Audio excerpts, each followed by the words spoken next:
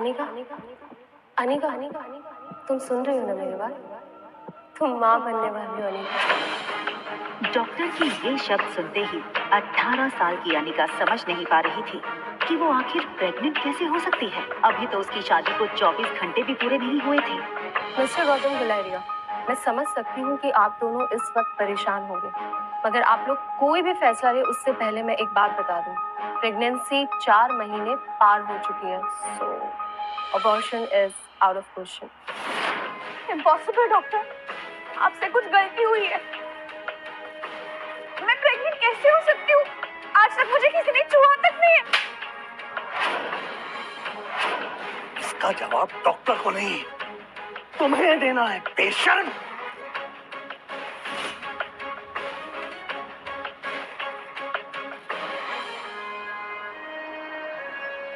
अक्सर कार की back seat पर बैठने वाले गौतम आज अनिका को पीछे बैठाकर खुद ड्राइवर के साथ वाली सीट पर बैठ गए थे, मानो ऐसा करके वो अनिका को अपनी नाराजगी जता रही हो। अनिका जानती थी कि एक बेटी होने के नाते आज उसने अपने पिता को दुनिया का सबसे बड़ा दुख दिया था, एक बिन ब्याही मां बनकर। इतना दुख उन्हें अनिका की मां के गुजरने पर भी नहीं हुआ होगा। अनिका को ऐसा लग रहा था मानो आज मनाली का हर इंसान उसे सवालिया नजरों से बस एक ही सवाल पूछ रहा हो कि कौन है इस बच्चे का बाप। लेकिन इसका जवाब तो अनिका के पास भी नहीं था। गुलेरिया हाउस ब्रिटिश के जमाने का मकान था। कहा जाता था यहाँ इंग्लैंड के अधिकारी वेकेशन मनाने आते थे, लेकिन अच्छे से मेंटेन न करने की वजह से पिछले कुछ सालों से थोड़ा बज्जर सा लगने लगा था।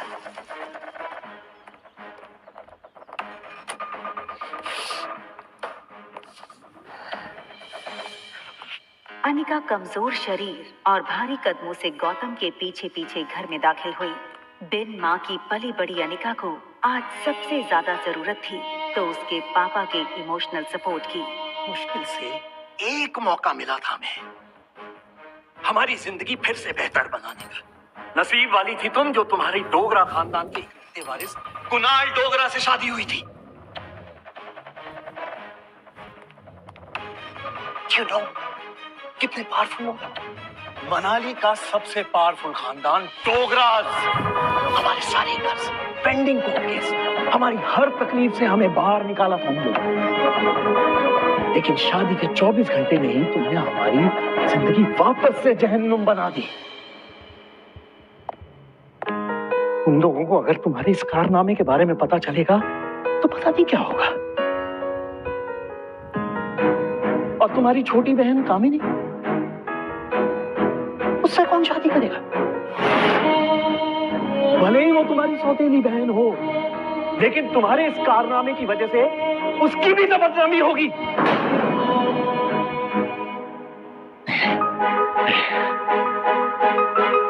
तब तक ये मामला खत्म नहीं हो जाता मैं कामिनी को और तुम्हारी मां मनीषा उसके भाई के घर भेज दूंगा।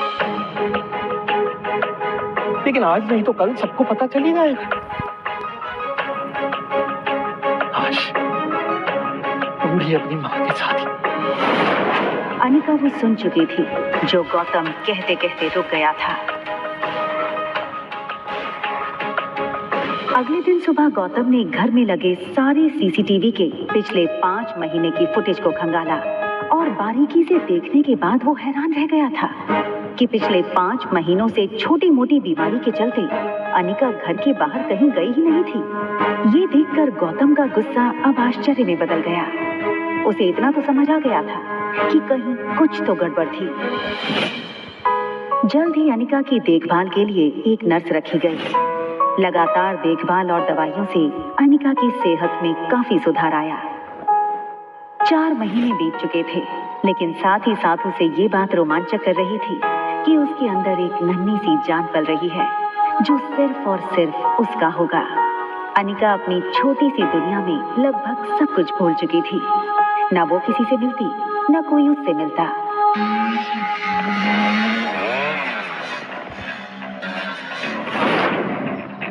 अनिका ने जैसे ही लड़की को देखा, उसकी धड़कन मानो डर और टेंशन से तेज हो गई। ये लड़का और कोई नहीं बल्कि अनिका का पति कुणाल डोगरा था।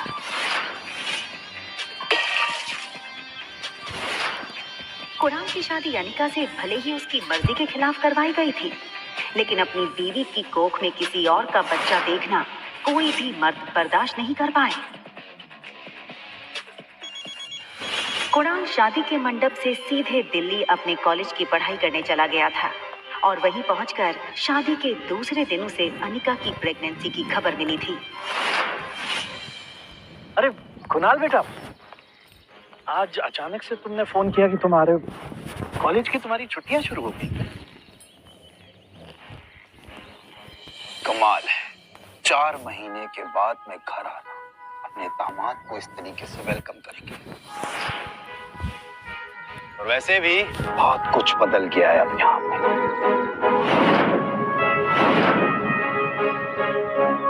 आओ बेटा, अंदर चलकर बात कर। देखो कुणाल, अगर तुम इस शादी को तोड़ना चाहते हो तो मैं समझ सकता हूँ। तुम समझ सकते हो, लेकिन ये बात मेरे बुढ़े दादाजी नहीं समझ सकते। जबरदस्ती इस मोटी से मेरी शादी करा दी और अब वो चाहते हैं कि इसके इस पाप को मैं अपना नाम दे दूं। जब जब इसको देखता हूं ऐसा लगता है कि ऐसे गुनाहों की सजा मिल रही है जो गुनाह मैंने कभी किए ही नहीं। देखो इस बेशरम को कैसे खड़ी है। शादी के फेरे लेते वक्त किसी और का पाप लेकर के खड़ी थी पेट में। क्या लगता है तुझे तेरे इस पाप को मैं अपना नाम दूंगा? कुणाल डोगरा का नाम मिलेगा इसको। सोचना भी पता नहीं किस कदर का कीड़ा है ये। मैं इस शादी को नहीं मानती। ये सुनकर कुणाल और गौतम दोनों ही शॉक थे। देखो बेटा, इस वक्त अनिका की तबीयत ठीक नहीं है, इसकी बातों पर ध्यान मत दो। और रहा सवाल इस बच्चे का, तो उसके पैदा होते ही उसे अनिका से हमेशा के लिए दूर कर दिया जाएगा। मेरा यकीन कर।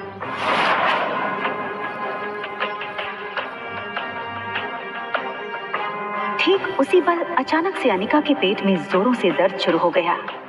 दर्द के मारे एक झटके में अपनी पीठ के बल गिरी। अनिका, मम्मा मम्मा मम्मा, प्लेन लैंड होने वाला है। देखते ही देखते आज 6 साल बीत चुके थे और सामने थी उसकी 6 साल की बेटी रिया। रिया का मासूम चेहरा और उसकी खूबसूरत कत्थई आंखें देखकर अनिका की जान में जान आई। मम्मा, क्या हम पापा को ढूंढने जा रहे हैं मनाली?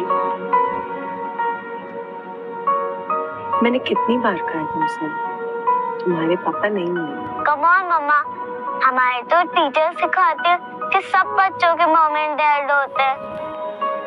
तो क्या मैं गेमिंग वर्ल्ड से आई हूँ या फिर मैं किसी जादू करके हेड से बाहर निकली हूँ?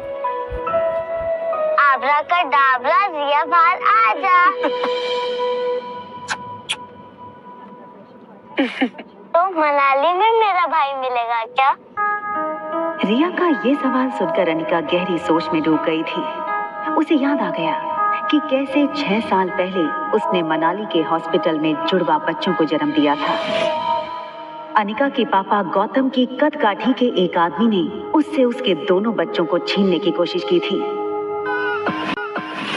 कमजोर अनिका ने बड़ी हिम्मत से उस आदमी को रोकने की कोशिश की और उसका सामना कर रिया को तो बचा लिया, मगर अफसोस कि वो अपने बेटे को नहीं बचा पाई और वो आदमी अंधेरे में उसके बेटे को लेकर भाग गया था। और इसी वजह से अनिका की मौसी उसे बचाकर बेंगलुरु ले आई थी, जहां अनिका का इलाज भी हुआ था।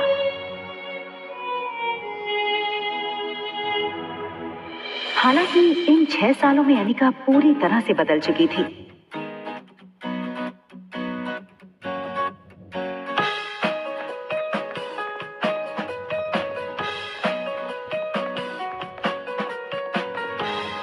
हार्मोनल इम्बैलेंस की वजह से फूला हुआ उसका शरीर अब एकदम ही से नॉर्मल हो चुका था।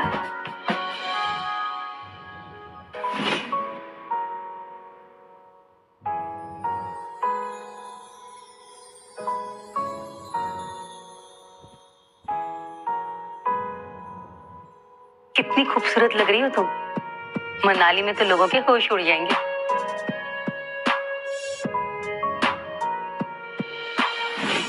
फ्लाइट अटेंडेंट हो या फ्लाइट के अन्य यात्री, सब लोग आते जाते अनिका पे एक नजर जरूर डालते, और डालते भी क्यों नहीं। शिफॉन की साड़ी में अनिका किसी भी फिल्मी एक्ट्रेस से कम नहीं लग रही थी। Excuse me ma'am, is there anything I can bring for you?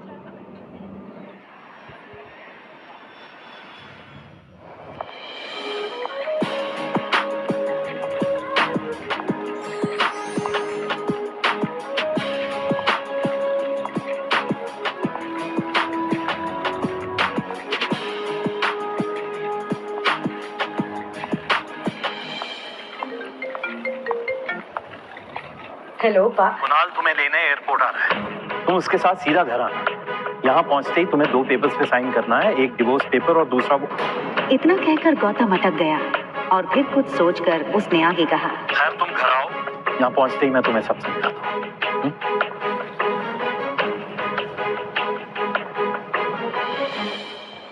इन 6 सालों में कुणाल भी काफी बदल चुका था। अब वो एक कॉलेज स्टूडेंट नहीं रहा था, बल्कि एक बिजनेसमैन था। आज तक इस दुनिया में किसी भी इंसान को अपने डिवोर्स पे इतनी खुशी नहीं हुई होती जितनी खुशी मुझे हो रही है आज। कैसे भी करके आज इस मोटी से ना अपने डिवोर्स पेपर पे साइन करवा लूंगा। आप फिक्र मत कीजिए सर, आज मैं सुबह सुबह माता के दर्शन करके निकला हूँ और मैंने भगवान से प्रार्थना की है कि आज आपकी हर मनोकामना पूरी। आप चिंता मत कीजिए, आज आपके पेपर साइन हो ही जाएंगे। अच्छा सुन, जब जब मैं उस मोटी को देखता हूँ ना, मेरा मूड ऑफ हो जाता है। आज मेरा मूड अच्छा है और दिन भी, तो अपना मूड ऑफ नहीं करना चाहता हूँ मैं। एक काम कर, घूम के खड़ा हो जाता हूँ। भले उसने तुझे नहीं देखा है, तेरे हाथ में जब ये बोर्ड देखेगी तो तेरे पास खुद ब खुद चली आएगी। सीधा कर ले बोर्ड को।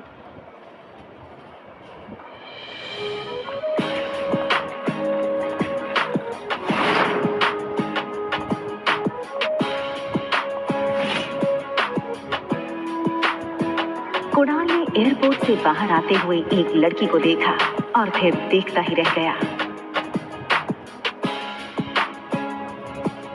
कुणाल बिना वक्त गवाए इस लड़की के सामने आकर खड़ा हो गया। अनिका एक पल के लिए सहम गई और उसे लगा कि पहले की तरह कहीं कुणाल उसकी फिर से इंसल्ट ना कर दे, और इसीलिए अनिका सीधे कुणाल को थप्पड़ जड़ देना चाहती थी, मगर वो अपनी बेटी रिया के सामने कोई तमाशा नहीं करना चाहती थी। Hi miss gorgeous. अब लगता है मनाली में आप पहली बार आई, क्योंकि अगर आप पहले आई होती तो ये पॉसिबल नहीं कि आप मेरी नजर से अननोटिस होती। टैक्सी। टैक्सी की क्या जरूरत है? आप कहिए, जहाँ कहिए वहां मैं आपको ड्रॉप कर सकता हूँ अपनी कार से। इफ यू अरे ये छोटी सी गुड़िया को, हाँ लगता है ये आपकी छोटी बहन है।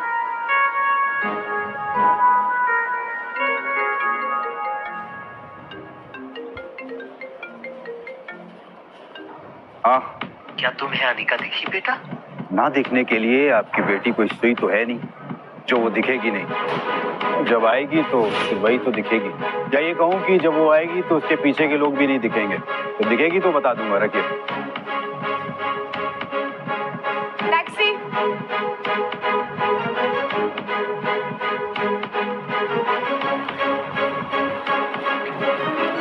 टैक्सी वहां से निकलने ही वाली थी कि तभी कुणाल ने टैक्सी रोकी।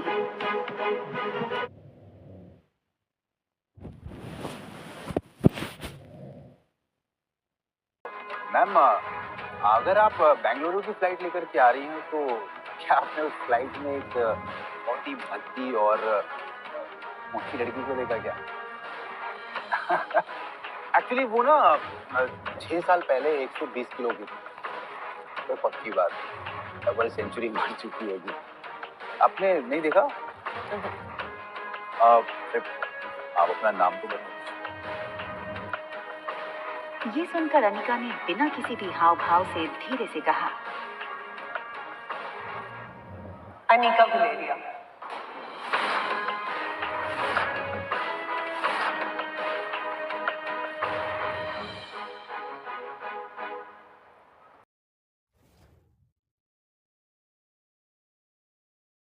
अरे वो उस मोटी को तो मैं टैक्सी में भेज दूंगा। एक काम करिए, आप दोनों मेरे साथ मेरी कार में चलिए, ड्रॉप कर दूंगा आपको।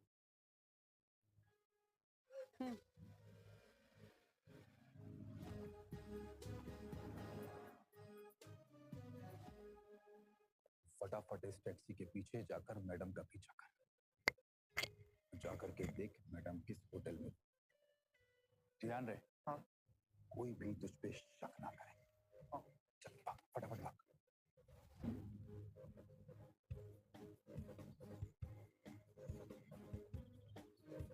अगले 1 घंटे में अनिका की टैक्सी मनाली की सबसे बड़ी 5 स्टार होटल पैराडाइज इंटरनेशनल में दाखिल हुई। रुकिए। लेकिन उसका पीछा कर रहे राजू को होटल के मेन गेट पर ही रोक दिया। होटल का प्रीमियम इंटीरियर्स और फर्नीचर्स, आकर्षित एम्बियंस और वेलकमिंग स्टाफ को देखकर समझ आ रहा था कि क्यों देश विदेश से आए टूरिस्ट मनाली के इस शानदार होटल में रहना पसंद करते थे।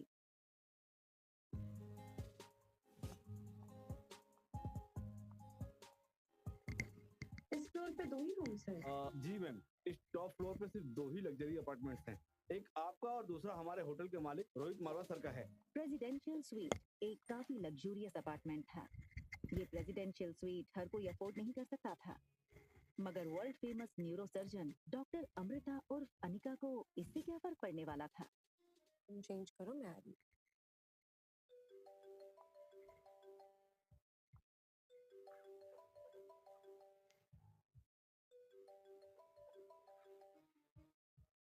Hello Anika, what kind of behaviour is this? Kunal 2 घंटों से एयरपोर्ट पर तुम्हारा इंतजार करता है। तुम उसके साथ आई क्यों नहीं? कहाँ हो तुम? आ रही हूँ मैं। अनिका और उसके पिता गौतम के रिश्तों में दरार की वजह गौतम खुद था। 6 साल पहले गौतम ने अनिका से मुंह फेर लिया था और उसकी बेटी रिया को अपनाने से मना कर दिया था। इन 6 सालों में गौतम ने कभी भी अनिका को याद नहीं किया और आज उससे डिवोर्स पेपर साइन करने के लिए बार-बार कॉल किए जा रहे हैं। लेकिन डिवोर्स पेपर के साथ-साथ गौतम अनिका से कुछ और भी चाहता था। लेकिन क्या? तभी अनिका के फोन पर उसकी असिस्टेंट राजलक्ष्मी का फोन आया। हेलो मैडम, आशा करती हूँ आपकी फ्लाइट सेफ और कंफर्टेबल रही हो और आपकी नींद भी पूरी हुई होगी। अब ये बताओ, एक्टिंग करने के लिए फोन किया है या कोई नई बात बताने के लिए? अरे फिर से वो बिजनेस टाइकून रोहित मारवा का मेल आया था। वो अपनी दादी माँ का इलाज देश की सबसे बड़े न्यूरोसर्जन डॉक्टर अमृता यानी आपसे करवाना चाहता है। इस वक्त तो मनाली में ही है, आप भी मनाली में हैं, तो मैंने सोचा क्या मैं अपॉइंटमेंट फिक्स कर दूं? नहीं नहीं, बिल्कुल नहीं। ये बड़े लोग अपने बड़े बुजुर्गों की चिंता का सिर्फ घूम करते हैं। इनका असली मकसद ना कुछ और ही होता है। बड़े बुजुर्गों की प्रॉपर्टी, उनका बिजनेस और पता नहीं क्या क्या। हमें इनसे दूरी रहना चाहिए। Okay, as you wish. वैसे एक बात बता दूं, मैंने सुना है कि रोहित मारवा की पर्सनालिटी काफी डैशिंग है। टॉल, डार्क, हैंडसम और इतनी कम उम्र में इतना बड़ा बिजनेस टाइकून। और अगर लाइफ में थोड़ा रोमांस आ ही जाता है तो इसमें क्या नुकसान है? रोहित का फोटो भेजो। अगर ऐसा ही है तो एक काम करो, तुम ही उसे डॉक्टर अमृता बनकर मिल लो। डॉक्टर यहाँ मैं सिर्फ अनिका गुलेरिया हूँ। ठीक है, रोहित की फोटो भेजूंगी, एक बार देख लेना। अनिका हंसते हुए फोन काट देती है, लेकिन इसके पहले कि अनिका लिफ्ट के अंदर जा पाती, तभी अनिका को लगा जैसे मानो उसके पीछे कोई खड़ा हो। अनिका ने जैसे ही पीछे मुड़कर देखा तो वो हैरान हो गई। पीछे रिया खड़ी थी। उसका चेहरा कुछ उखड़ा हुआ था और वो बस अनिका को एकटक देखे जा रही थी। अनिका को लगा कि रिया नींद से अचानक उठकर उसने अनिका को पास नहीं देखा होगा, इसलिए ऐसे खड़ी हो गई होगी। मम्मा जल्दी वापस आ जाएगी और आते हुए ना आपकी फेवरेट चॉकलेट आइसक्रीम ले आएगी, ठीक है? आप जाओ कमरे में और आराम करो या अपनी फेवरेट वीडियो गेम खेल लो, ठीक है?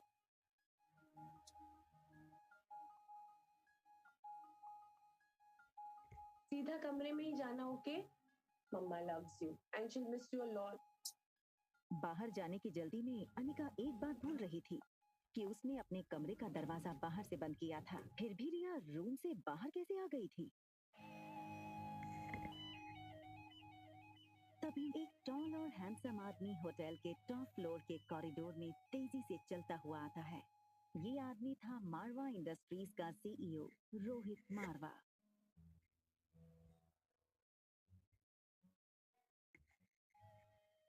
बेटा तुमसे कितनी बार कहा है कि बिना बताए रूम से बाहर मत निकलो, मेरी बात सुनते क्यों नहीं आ रही? जिस लड़की को रिया समझकर कुछ ही पल पहले अनिका ने बात की थी, वो बच्चा रिया नहीं बल्कि आर्यन था।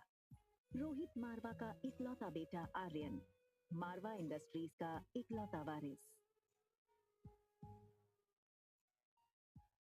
और इन सब में सबसे मजेदार बात ये थी कि रोहित का बेटा आर्यन और अनिका की बेटी रिया दोनों की शक्लें एक दूसरे से हूबहू मिलती जुलती थीं। और रिया अभी भी अनिका के कमरे में सो रही थी। हमारा ध्यान कहाँ है आर्यन? मैं तुमसे बात कर रहा हूँ, चलो अंदर। मुझे चॉकलेट आइसक्रीम चाहिए। ये सुनकर रोहित थोड़ा हैरान हो गया। हमेशा गुमसुम और गुपचुप रहने वाला आर्यन का बर्ताव आज रोहित को कुछ अजीब लग रहा था। आर्यन के गाल पर लिपस्टिक का निशान देखकर रोहित हैरान हो गया।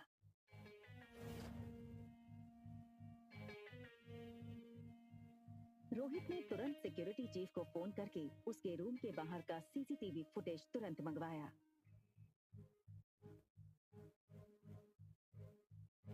फुटेज में रोहित ने जो देखा वो देखकर वो दंग हो गया।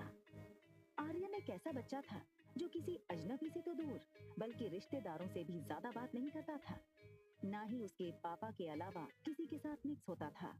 लेकिन सीसीटीवी में आर्यन ने एक बिल्कुल अजनबी औरत को अपने पास आने दिया, यहाँ तक कि उसे किस भी करने दिया। ये बात रोहित को बड़ी अजीब लगी। दूसरी तरफ अनिका गुलेरिया हाउस पहुंच गई थी। गुलेरिया हाउस उसका अपना घर।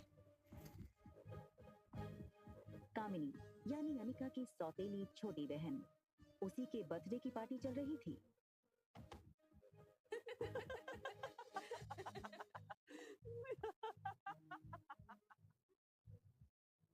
जैसे ही उस लड़की को अनिका ने देखा, उसे याद आया कि वो लड़की उसकी बुआ की बेटी प्रीति है। अगले साल मिस हिमाचल बनोगी और उसके बाद मिस इंडिया।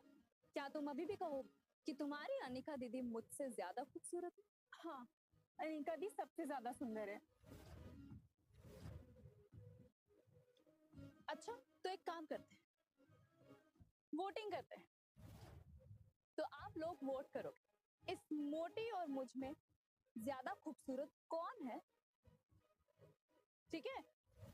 ये बात कहकर कामिनी ने अपने एक दोस्त से सिगरेट जलाने का लाइटर लिया और उससे अनिका की फोटो जला दी।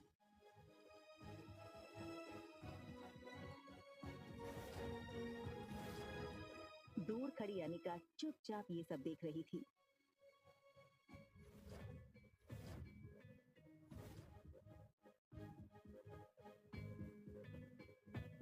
So guys, आप वोटिंग के साथ तैयार हैं?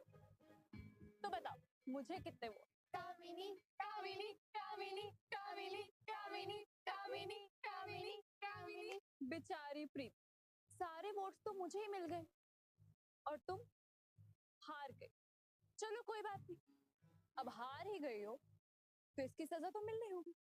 तो तुम्हारी सजा ये है कि तुम्हारी इस खूबसूरत मोटी दीदी की फोटो तो मैंने इस जूस के ग्लास में डाल दी, तो बस तुम्हें अब इसे पीना।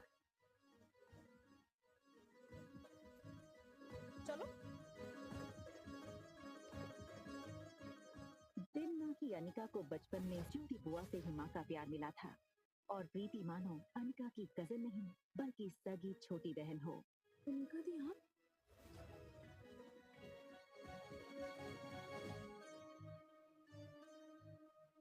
हार और जीत का फैसला खेल खत्म होने के बाद होता है और खेल अभी खत्म नहीं हुआ है। अरे यार, ये अनिका इतनी खूबसूरत कैसे लग रही है? हाँ यार, जैसी फिल्म की हीरोइन जैसे लगने लगी है। Oh my God, she looks so sexy. जीत किसकी हुई है ये तो पक्का हो गया है। तो अब जो सजा तय करी थी वो पूरी कर ली जाए। चलो पी लो। और तभी ग्लास दरवाज टूटने की आवाज सुनकर गौतम और अनिका की सौतेली माँ मनीषा वहां आ गए। पापा, मम्मा देखो ना, ये अनिका मेरी बर्थडे पार्टी में आकर मेरी पार्टी खराब करना चाहती। पहले तो बस इसे इतना कहा कि तुमने अपना वजन कैसे घटाया, और ये कहने लगी कि मैं तुमसे काफी खूबसूरत हूँ और तुम्हारी औकात ही क्या है मेरे साथ। सबके सामने मेरी इज्जत थी पापा। बस करो अनिका, बहुत तमाशा हो गया। एक डिवोर्स पेपर पे साइन करने के लिए और कितना नाटक करोगी तुम? हमारे साथ अंदर आओ, तुमसे कुछ जरूरी बात करनी है।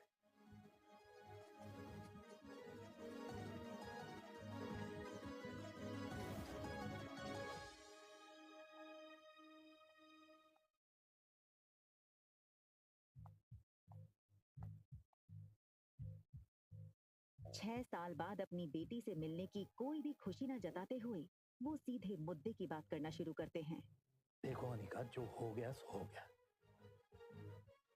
हमें और परेशान करके तुम्हें क्या मिलेगा? तुम मेहरबानी करके इन 2 कागजात पर साइन कर। मैं तो सिर्फ डिवोर्स पेपर साइन करने आई थी, ये दूसरे पेपर्स?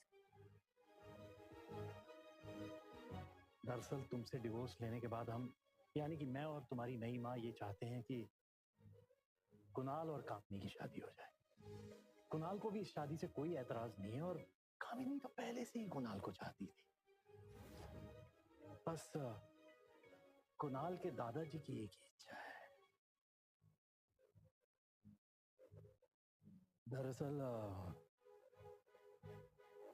तुम्हारी माँ के गुजरने के बाद उसकी जो फार्मा कंपनी तुम्हारे नाम हो गई थी,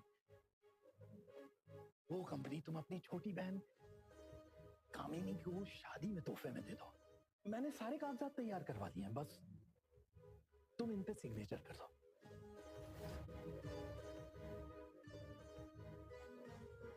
वो कभी सोच नहीं सकती थी कि डोगरा खानदान के साथ रिश्ता बनाए रखने के लिए उसके पापा इतना नीचे गिर सकते हैं।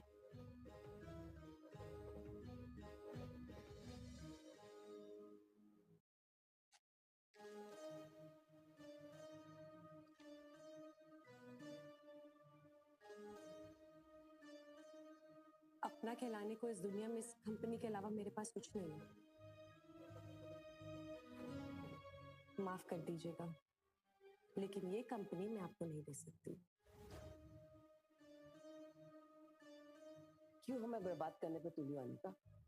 वैसे भी बिन ब्याही माँ बनकर जो समाज में तुमने हमारी इज्जत उछाली है, वो कुछ कम है क्या? जो अब अपनी बहन की जिंदगी बर्बाद करना चाहती हो तुम?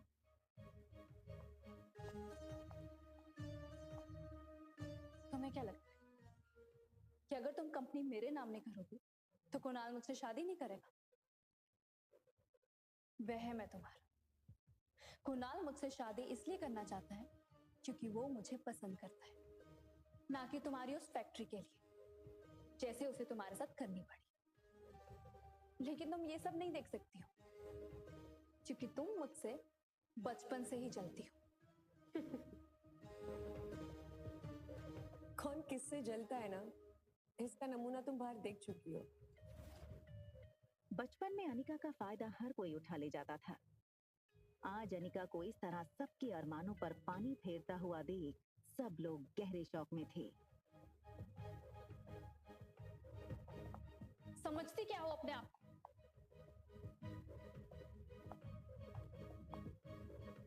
वजन घटाया है तो जुबान लड़ाना भी सीख गई हो क्या?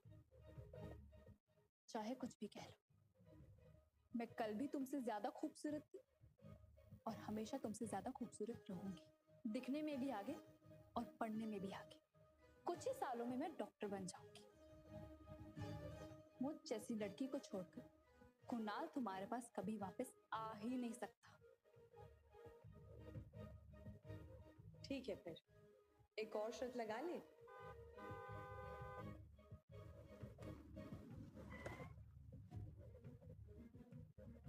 कहाँ गई ये मोटी?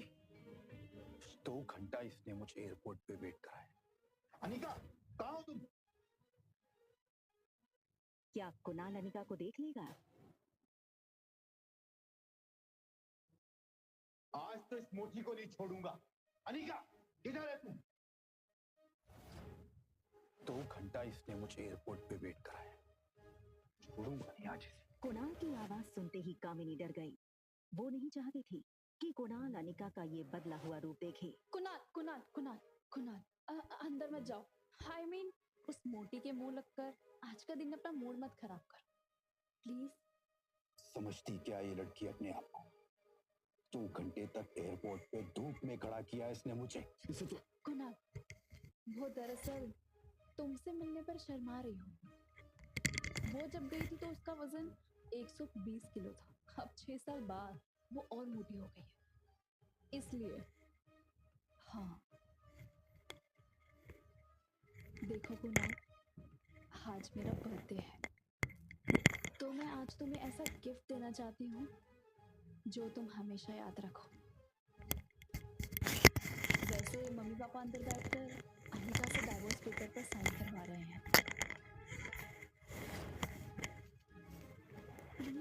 वो तो मान नहीं रही थी तो उसको पैसों का लालच दिया तो वो डाइवोर्स पेपर पर साइन करने के लिए राजी हुई। मैंने तुम्हारे लिए बंगलों के पीछे एक शानदार दावत रखी। तुम वहाँ अपने दोस्तों के साथ एंजॉय करो और मैं तुम्हारी मनपसंद शराब खाने का इंतजाम करती। कम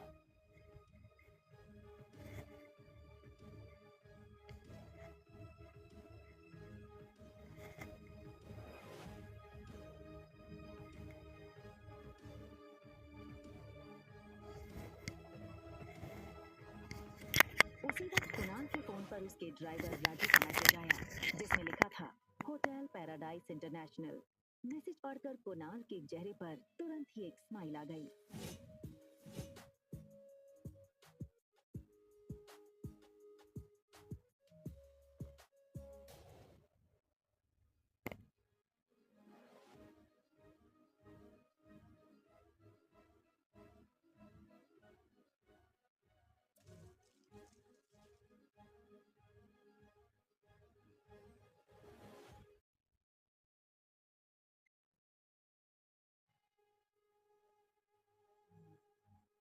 ओके फाइन, क्या चाहते हो? छोटी बहन हो तुम मेरी, बस इतना कहूंगी कि ये कुणाल के पीछे पागलपन ठीक नहीं है। वो अच्छा लड़का नहीं है। Just shut up, mind your own business. मुझे सब पता है कि कौन कैसा है और अगर तुम्हें इतनी फिक्र है तो कंपनी मेरे नाम क्यों नहीं कर सकती? वैसे किसके लिए बचा कर रखी है कंपनी? अपने यार के लिए या अपनी नाजायज औलाद के लिए?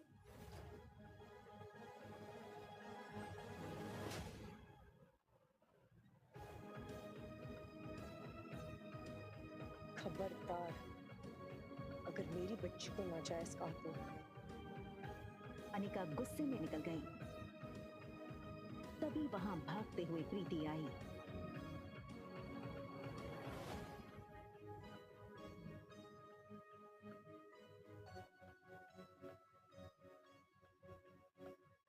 अनिका ने प्यार से प्रीति के गाल पर हाथ फेरा और फिर चली गई।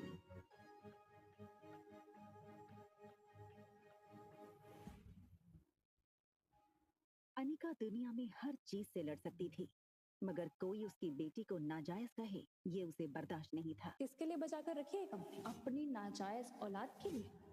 लेकिन इसके साथ ही उसके पास इस बात का भी कोई जवाब नहीं था कि रिया का बाप था कौन।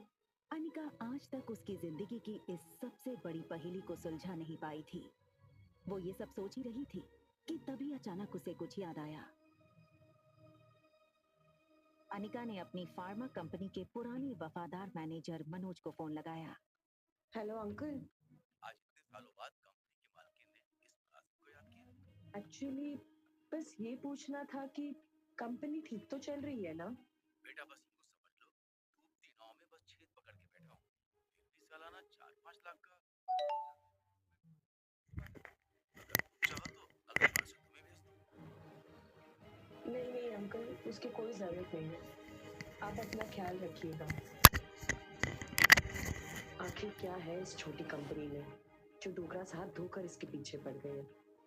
पहले मेरे जरिए ये कंपनी हड़पने की कोशिश की और उसी के चलते कुणाल से मेरी शादी करवाई, और अब कामिनी के जरिए ये कंपनी पाना चाहते हैं। लेकिन क्यों? तो कंपनी मेरे नाम क्यों नहीं करती? होटल की तरफ टैक्सी बढ़ी रही थी कि तभी अनिका को याद आया कि उसने अपनी बेटी को एक प्रॉमिस किया था। मम्मा जल्दी वापस आ जाएगी और आते हुए ना आपकी फेवरेट चॉकलेट आइसक्रीम ले आएगी, ठीक है? Mamma loves you and she miss you a lot. लेकिन अनिका इस बात से अनजान थी कि उसने प्रॉमिस रिया को नहीं बल्कि रोहित मारवा के बेटे आर्यन को किया था। होटल पहुंचते ही अनिका की कार को सिक्योरिटी गार्ड्स ने घेर लिया और वो अनिका का रास्ता रोक के खड़े हो गए। ये क्या बदतमीजी है? इस तरह से मेरा रास्ता रोकने का क्या मतलब है? सॉरी मैडम, हमें आपका सामान चेक करना होगा। बैग चेक करो। अनिका को कुछ समझ नहीं आया। उसके पास सिर्फ एक पर्स और चॉकलेट आइसक्रीम थी। Yes sir, it is chocolate ice cream. Anika ने रोहित की फोटो देखी थी, वो उसे तुरंत पहचान गई। What nonsense is this? You can't do this with me. I will call the police right away. Anika की गहरी काली आंखों को देखकर रोहित एक सेकंड भूल गया कि वो क्या कहने आया था। तभी दूसरे पल को वो अपनी सेंसेस में आया और चेहरे पर बिना किसी भाव के उसने कहा, परफेक्ट। पहले खुद चोरी करो फिर खुद ही पुलिस को बुलाओ। Just perfect. What? मुझसे और मेरे बेटे से दूर रहना। Excuse me. मैं कब तुम्हारे पास आई? And listen, इस आलीशान होटल के मालिक हो, इसका मतलब ये नहीं है कि अपने गेस्ट के साथ इस तरह बदतमीजी करो। I can sue you in the court, Mr. Rohit Marwa. You know, I knew it. तो तुम जानती हो कि मैं रोहित मारवा हूँ, ये होटल मेरा है। I'm sure तुम ये भी जानती होगी कि मेरे परिवार वाले मेरी शादी करवाना चाहते हैं, लेकिन मुझे मेरे बेटे के लिए सौतेली माँ नहीं चाहिए। इसलिए तुमने शायद प्लान बनाया होगा कि पहले बेटे को बसा लो, बात खुद ब खुद कंट्रोल में आ जाए। क्यों?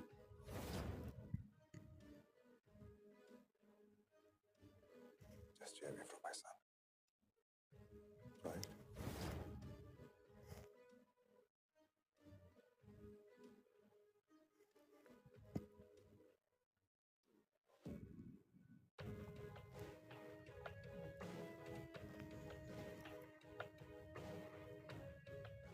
दरवाजा बंद होने ही वाला था कि तभी एक पाँव दरवाजे के बीच में आया।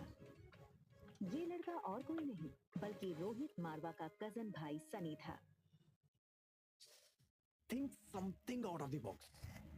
मेरे भैया को ना कोई आसानी से फंसा नहीं सकता है। आपे की तरह काफी लड़कियां पहले भी कोशिश कर चुकी हैं, ये तरीका भी पहले अपना चुकी है, लेकिन जो मेरे भैया है ना, वो बहुत स्ट्रिक्ट है। वो किसी से मिलते ही नहीं है और ना ही उनसे या फिर आर्यन से कोई मिल सकता है, मेरे सिवा।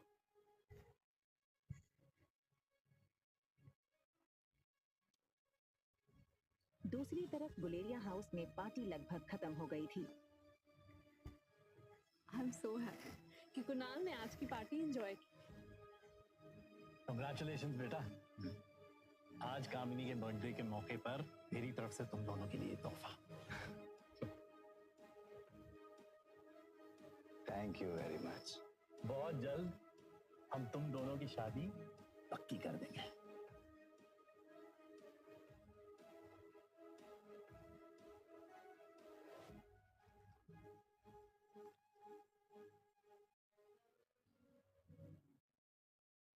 ये क्या है? ये सिर्फ डिवोर्स पेपर्स हैं। कंपनी के पेपर्स कहाँ हैं?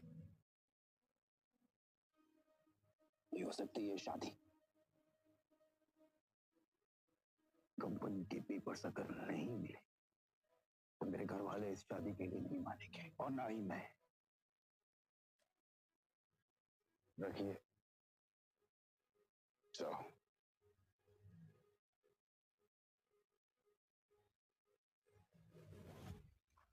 दिल मिलाई अनिका को ये समझ नहीं आ रहा था नीचे लॉबी में उसके साथ क्या हुआ और क्यों हुआ। उसने होटल बदलने का मन बना लिया और रिया को लेने बेडरूम में गई, पर रिया को इस तरह देखकर अनिका का गुस्सा एक सेकंड में शांत हो गया। वो रिया के माथे को चूमती है।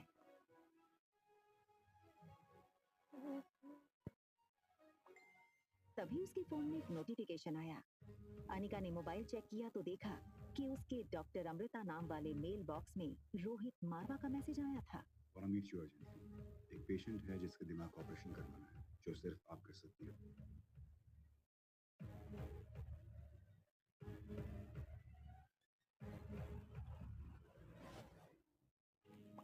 दिमाग का इलाज पहले आपको करवाना चाहिए। वहाँ रोहित डॉक्टर अमृता का मैसेज पढ़कर शॉक हो गया। रोहित को समझ नहीं आया कि डॉक्टर अमृता जैसी बड़ी न्यूरोसर्जन उसे ऐसे क्यों कह रही थी। रोहित ने अपनी कंपनी के आईटी हेड सैम को फोन लगाया। Hello Sam. Yes yes sir, is there anything I can do for you sir? Yes, मेरे ऑफिशियल मेल अकाउंट पर अभी डॉक्टर अमृता का मेल आया है। पता करो वो मेल की लोकेशन कहाँ है। बस give me some time. Yes sir. भैया भैया जल्दी आइए, आर्यन को कुछ हो गया है।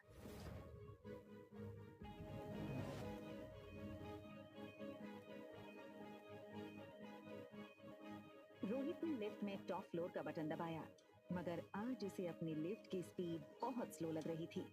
आर्यन पर जरा सी तकलीफ आए तो रोहित बर्दाश्त नहीं कर सकता था। सनी दरवाजे पर रोहित का इंतजार कर रहा था।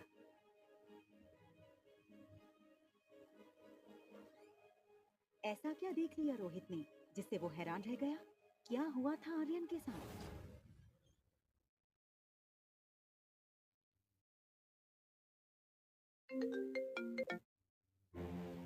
भैया come fast, Aryan is not well.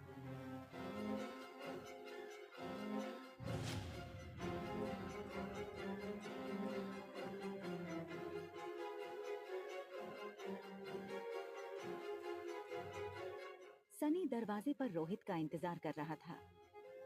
Rohit सीधा बेडरूम की तरफ भागा और वहां रोहित ने जो देखा वो उसकी समझ से बाहर था। आर्यन गहरी नींद में था और वो नींद में एक ही चीज बोले जा रहा था, chocolate ice cream, chocolate ice cream. Rohit के लिए ये चीज बहुत शॉकिंग थी। रोहित ने आर्यन को माँ और बाप दोनों का प्यार दिया था, फिर आज ये अचानक आर्यन नींद में अपनी माँ को क्यों याद कर रहा था? ब्रो, मैंने ना इंटरनेट पे एक वीडियो देखा था जिसमें एक लेडी 7 साल के बच्चे को ये यकीन दिलाती है कि पिछले जन्म में वो उसका बेटा था और वो बच्चा अपनी असली माँ को छोड़कर उस लेडी के साथ चला जाता है। तुम कहना क्या चाहते हो? ब्रो, उस सामने वाली ब्यूटीफुल सी दीदी, उनसे मिलने के बाद आर्यन का बिहेवियर काफी चेंज हो गया है। तुमसे कितनी बार कहा है कि टेक्नोलॉजी का सही इस्तेमाल किया करो।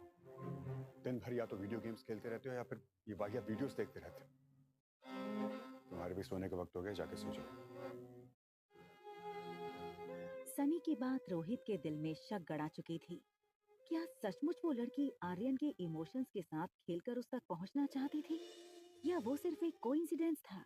एक तरफ आर्यन के मुंह से मम्मी सुनकर रोहित परेशान था और दूसरी तरफ अनिका सोच रही थी कि आखिर उसके खोए हुए बेटे को कैसे ढूंढे, किससे मदद मांगे। इन 6 सालों में अनिका ने सारे गुमशुदा बच्चों की पूरी जानकारी इकट्ठा की हुई थी। अनिका उस इंसान तक पहुंचना चाहती थी जिसने उसके बेटे को हॉस्पिटल से किडनैप किया था, लेकिन कोई भी सुराग उसके हाथ नहीं लग रहा था।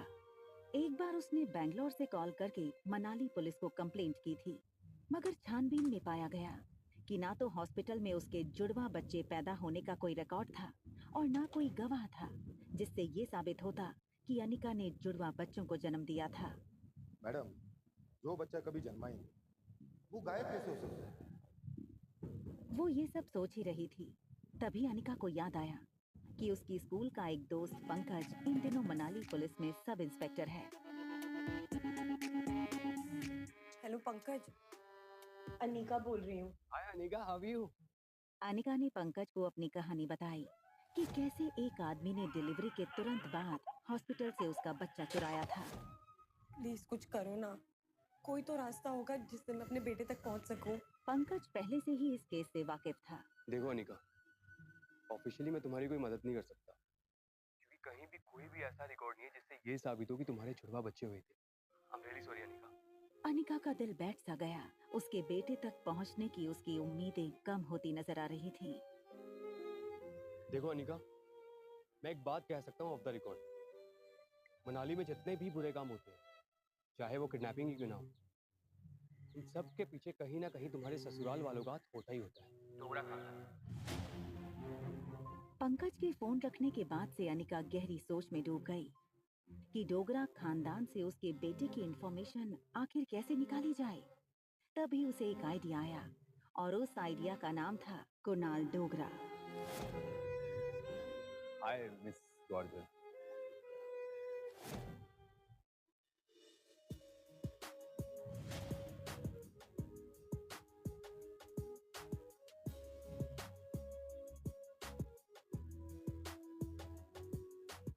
रिया अभी अपनी गेम में इतनी इन्वॉल्व थी कि उसके पास क्या चल रहा है उसकी कोई खबर ही नहीं थी। देखो बेटा, मम्मी 2-3 घंटे में आ जाएगी। अगर किसी भी चीज की जरूरत पड़े ना तो होटल के रूम सर्विस को कॉल कर देना। Okay bye bye. रिया छोटी थी लेकिन अपनी उम्र के बच्चों से काफी ज्यादा स्मार्ट थी। उसको अक्सर अकेली रहने की आदत थी।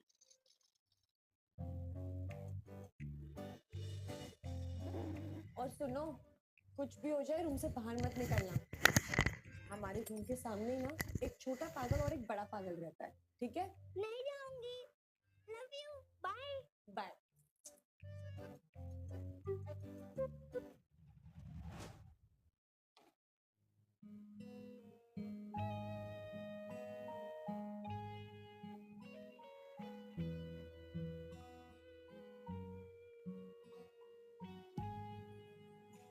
अनिका जान चुकी थी कि जब उसने रोहित को पागल कहा तब वो उसके पीछे ही खड़ा था।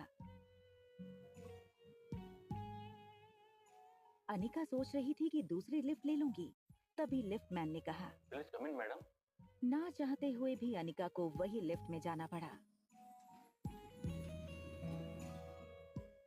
अनिका सोच रही थी कि आखिर रोहित ने उसकी बात सुन के कुछ रिएक्ट क्यों नहीं किया। वहीं दूसरी तरफ रोहित इस लड़की को समझने की कोशिश कर रहा था। आपने छोटा पागल किसको बोला? आपके होटल में रहने वाले मेहमानों की प्राइवेसी का बिल्कुल ख्याल नहीं रखा जाता क्या?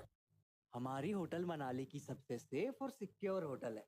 इतनी सिक्योरिटी के बावजूद ना कल मेरी चॉकलेट आइसक्रीम चोरी हो गई।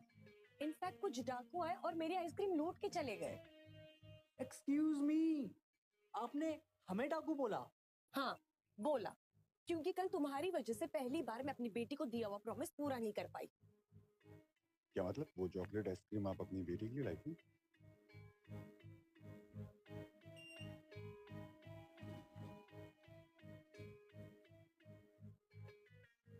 अनिका रोहित के अचानक बदले तेवर को देखकर थोड़ी सोच में पड़ गई। उसने कुछ देर रोहित को देखा और फिर लिफ्ट से निकल गई। मुझे लगता है हम इस लड़की के बारे में गलत सोच रहे थे। वो आइसक्रीम उसने अपनी बेटी के लिए मंगाई थी। No bro, I am telling you, ये लड़की जैसी दिखती है ना वैसी है नहीं।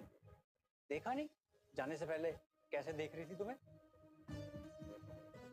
होटल लॉबी से बाहर निकलते हुए अनिका इस बात से बिल्कुल बेखबर थी कि एक बहुत बड़ा सरप्राइज उसका इंतजार कर रहा था। उसका एक्स हस्बैंड कुणाल डोगरा। कुणाल सुबह से वेटिंग एरिया में अनिका का ही इंतजार कर रहा था, लेकिन उसको देखते ही उसने बहाना बनाते हुए कहा, व्हाट अ सरप्राइज। देखिए ना, मैं यहाँ पे किसी से मिलने आया था और किसे पता था कि आप मिल जाएंगी।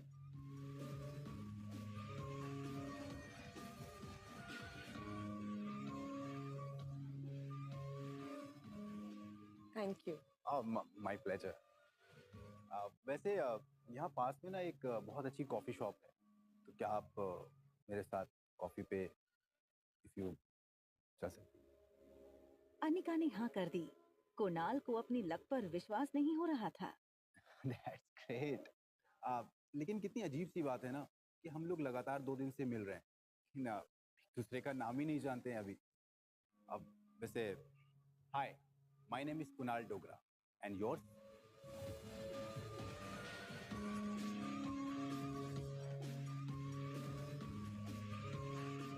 Ragini. Pleasure to meet you, Miss Ragini.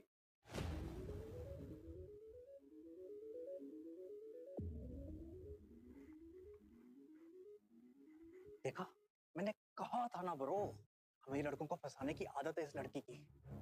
और होटल में चेक इन के टाइम इसने अपना नाम अनिका गुलेरिया बताया था। भैया यू शुड बी केयरफुल। हमें और आर्यन को ना इस लड़की से बच के रहना चाहिए।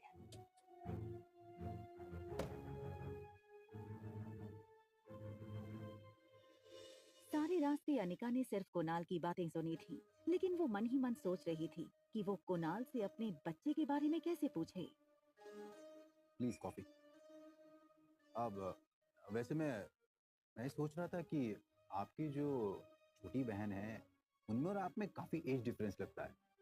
वो होंगी 6-7 साल की, आप 21-22। काफी जानकारी है आपको मेरे बारे में। हाँ, वैसे कुछ जानकारी मैंने भी आपके बारे में इकट्ठा की हुई है। अच्छा जी, आप जैसे कि आप मैरिड हैं।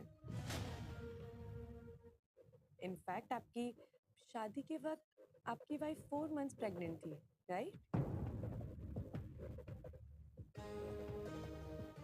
रागिनी, तुम ये सब कैसे जानती हो?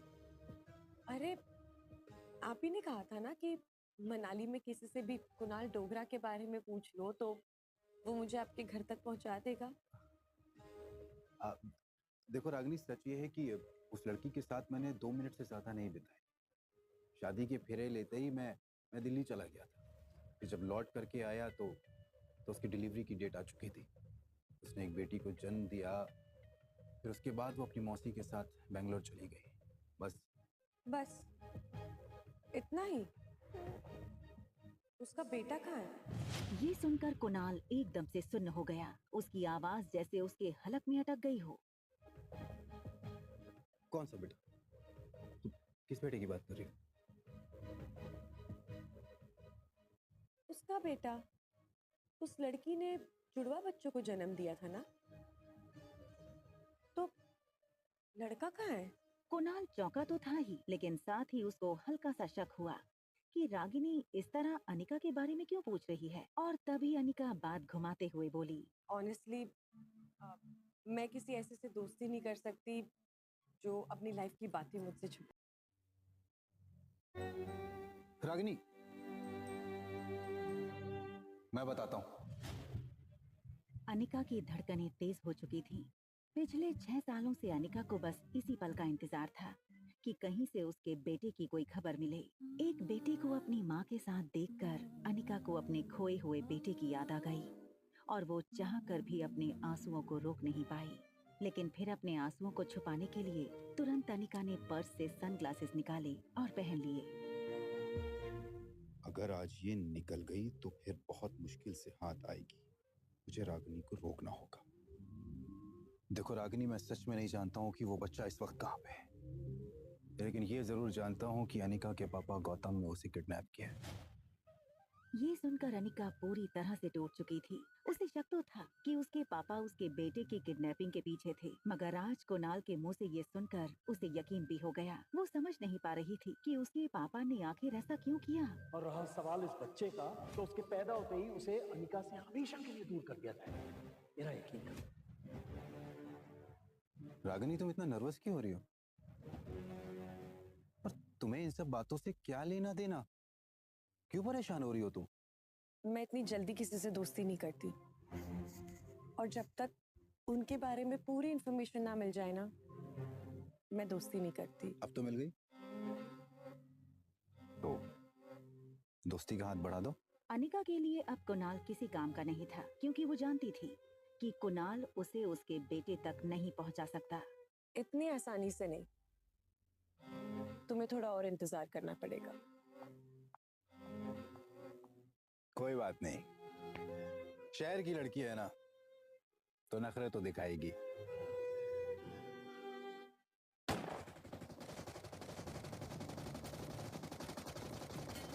तुम सब पीछे रहो, मैं आगे जाके दुश्मन का बंकर उड़ा देती हूँ।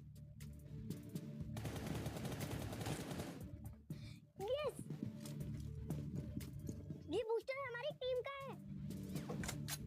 राहुल 1-1, तुम एयरबेस पे हमला करो। रेडी? 1, 2, 3।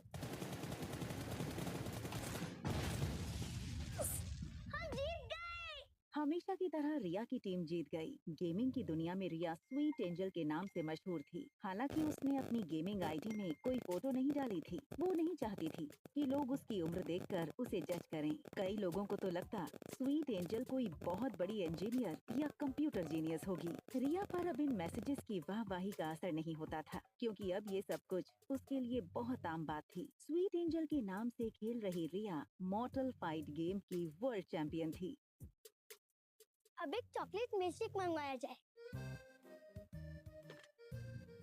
हमारे रूम के सामने ही ना एक छोटा पागल और एक बड़ा पागल रहता है। रिया वैसे तो बड़ी अच्छी बच्ची थी, मगर थी काफी शरारती। वो उन बच्चों में से थी जिन्हें कोई बात करने से मना करो तो वो ये जानने के लिए बहुत उत्सुक होते हैं कि आखिर ऐसा क्या है कि बड़े उन्हें वो चीज करने से मना करते हैं। 2401 छोटा पागल।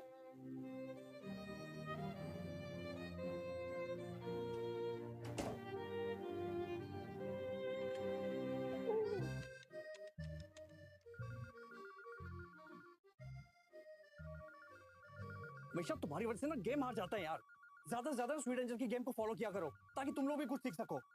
हद है यार तुम लोगों की।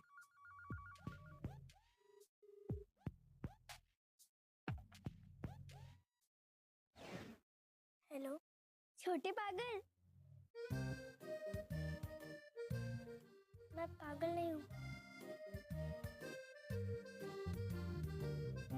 तुम्हें ये बात मेरे टीचर ने बताई क्या? अच्छा, तो तुम्हारी टीचर भी ये बात जानती है? मेरी टीचर कहती है मुझे स्पेशल स्कूल जाना चाहिए। क्या तुम स्कूल जाती हो? ऑफ कोर्स, हर बच्चा स्कूल जाता है। तुम नहीं जाते क्या?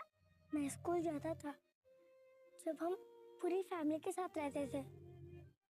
फिर डैड मुझे यहाँ लेकर आ गए। ये होटल डैड की है और अब हम इस होटल में ही रहते हैं और ट्यूशन टीचर भी यही आती है मुझे पढ़ाने। स्कूल नहीं जाते, होटल को अपना घर बना रखा है।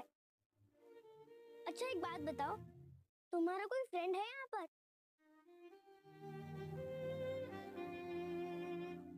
नहीं, यहाँ पर मैं, मेरे डैड और मेरे चाचू रहते हैं। अच्छा, तुम मेरी फ्रेंड बनना चाहोगे?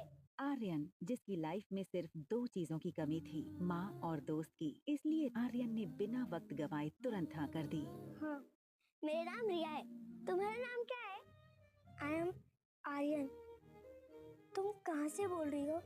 मैं तो तुम्हारे सामने ही रहती हूँ। मेरी मम्मा और मैं तुम्हारे होटल में गेस्ट हैं। अच्छा एक बात बताओ, तुम मुझसे मिलना चाहोगे? ये सुनकर आर्यन ने बाहर सनी को देखा। उसे लगा कि सनी तो अपनी ही प्रॉब्लम से परेशान है। मगर कैसे? मेरे डैड मुझे अकेले बाहर नहीं आने देंगे। तुम बच्चे हो क्या? हाँ, मैं मम्मा को बोल देती हूँ कि मुझे पिज्जा खाना है, इसलिए मैं नीचे जा रही हूँ। और जब मम्मा आएगी तब तुम भी उनसे मिल लेना। ओके, अब मैं रखती हूँ फोन और 15 मिनट के बाद नीचे लॉबी में आ जाना। बाय। पर हम एक दूसरे को पहचानेंगे कैसे? Very good question. अच्छा एक काम करो, तुम ब्लैक टी शर्ट और ब्लैक पैंट पहन के आओ। मैंने भी वही पहना होगा। हमारी ड्रेस से हम एक दूसरे को पहचान लेंगे। Okay bye. और सनी की तरफ देखते हुए और उससे बचते हुए दबे पांव अंदर बने दूसरे कमरे में चला गया, जो आर्यन का ही कमरा था। I want to eat pizza. Come fast. दूसरी तरफ रिया ये सोचकर खुश थी कि इस नई जगह पर उसने नया दोस्त बनाया था। सनी अब भी कानों में हेडफोन डाले फोन पर बिजी था। आर्यन में इतनी हिम्मत पहले कभी नहीं आई थी। उसे पता था कि अगर रोहित को पता चला तो बहुत स्ट्रिक्ट पनिशमेंट मिल सकती है, मगर नए दोस्त और बाहर पिज्जा की लालच से उसे रिस्क उठाने की हिम्मत मिली। अपने रूम के बाहर अकेले कदम रखते ही आर्यन का कॉन्फिडेंस और बढ़ गया। आर्यन की नजर सामने वाले स्वीट 2402 पर पड़ी। उसे लगा प्लान में थोड़ा चेंज होना चाहिए। क्यों ना वो और उसकी नई दोस्त यहीं से साथ चले। तभी लिफ्ट खुलने की आवाज आई। आर्यन का दिल डर के मारे जोर जोर से धड़कने लगा। उसने अगर रोहित ने उसे इस तरह रूम के बाहर देख लिया तो पता नहीं क्या होगा।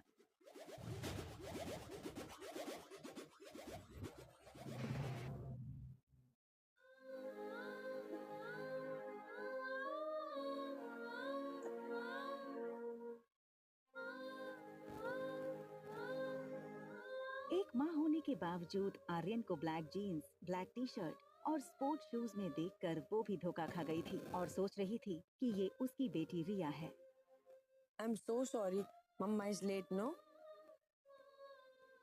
और ये क्या बदमाशी है रूम से बाहर आने की? अनिका अपने रूम का दरवाजा खोलने के लिए आगे बढ़ी। रूम के अंदर रिया थी, लेकिन इससे पहले कि अनिका रूम खोल पाती, उसकी नजर रिया के मैसेज पर पड़ी। I'm so sorry. भूख लगी होगी ना तुम्हें? चलो किसी अच्छे से रेस्टोरेंट में जाके पिज्जा खाते हैं।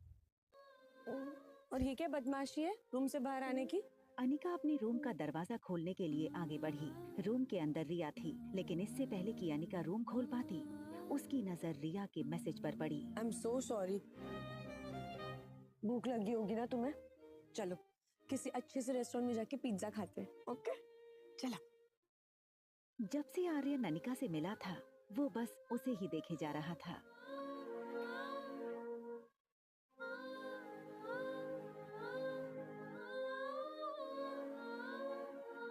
अनिका का स्पर्श, उसका प्यार देखकर आर्यन को ऐसा लगा जैसे कि अगर उसकी माँ होती तो उसे ऐसा ही प्यार करती। आर्यन ये तक भूल चुका था कि उसे उसकी नई दोस्त को मिलना था। इस वक्त आर्यन को अनिका की ममता के आगे और कुछ नहीं दिख रहा था। लिफ्ट में अनिका की बगल में खड़ा आर्यन धीरे से अचानक अनिका की उंगली पकड़ लेता है। ये देखकर अनिका को थोड़ा अजीब लगा और उसने आर्यन की तरफ देखा। आर्यन की आंखें जैसे अनिका की आंखों से पूछ रही हों कि माँ तुम कहाँ थी?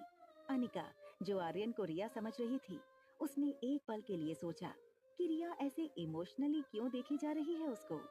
आर्यन ने आंखें बंद कर ली और अनिका को जोर से पकड़कर हक कर लिया, मानो जैसे आर्यन को हमेशा से इसी पल का इंतजार था।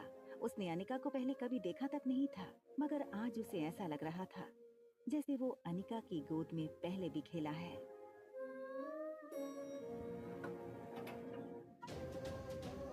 रोहित और अनिका की नजरें एक दूसरे से मिली, लेकिन दोनों में से किसी ने कुछ नहीं कहा। आर्यन का सर अनिका के कंधों पर झुके होने के कारण रोहित को आर्यन का चेहरा नहीं दिखा। रोहित बस अनिका को जाते हुए देखे जा रहा था। ऐसा लग रहा था मानो रोहित अभी आर्यन को अनिका की गोद में देख लेगा। आगे चली जा रही अनिका को कुछ एहसास हुआ। उसने पलटकर रोहित की तरफ देखा तो पाया कि रोहित उसे ही देखे जा रहा था।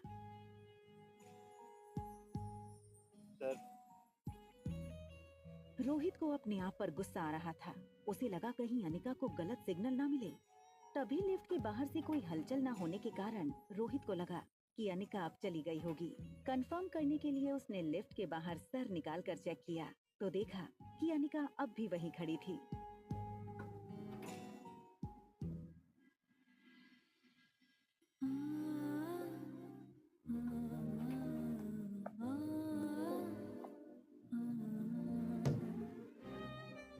रोहित, जो पहले को आर्यन समझकर कड़क आवाज में डांट दिया। तुम फिर बाहर निकल आए?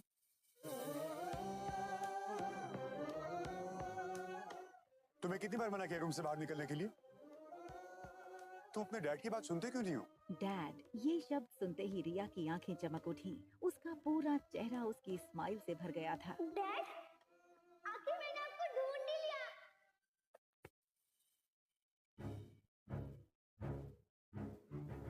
रोहित गुमसुम और चुपचाप रहने वाले आर्यन का ऐसा मस्ती भरा रूप देखकर हो गया था हैरान। दूसरी ओर अनिका भी मस्ती करने वाली रिया को इस तरह गुमसुम देखकर हो गई थी परेशान।